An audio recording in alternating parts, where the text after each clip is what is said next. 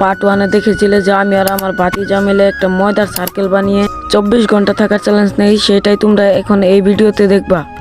আমি আর আমার ভাতিজার লগে আমার ছোট ভাই মিলে সার্কেলে এসে যাই, কিন্তু এই গেমের নিয়ম হচ্ছে যদি কেউ 24 ঘন্টার আগে এই ময়দার সার্কেল তনে বের হয়ে যায় তাহলে তাকে টাস্ক পূরণ করতে হবে।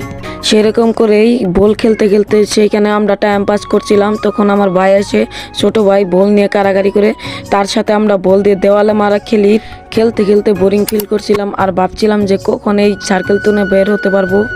তখনই দেখি আরেক ভাতিজা এসছে গরমের মধ্যে গরম পানি নিয়ে, তখন আমি তাড়াতাড়ি করে সার্কেল তনে বের হয়ে যাই। আর আমার ছোট ভাতিজাকে এই গরমের মধ্যে গরম পানি দিয়ে ভিজিয়ে দেওয়া হয়েছে। আর আজকের সার্কেল গেমে কিন্তু হুরাই উইন হয়েছে আর আমি কিন্তু লজ হয়েছি, তার কারণে আমার টাস্ক পূরণ করতে হয়েছে। এটা আমি ভেবেছিলাম যে খুব সহজ টাস্ক দিবে, কিন্তু মোষ খেতে দিয়েছে। আর আমার অবস্থা দেখো কীরকম হয়ে গেলে, হালাত কিন্তু একদমই খারাপ। এরকম ব্লগ পেতে হলে সাবস্ক্রাইব করো আমাকে।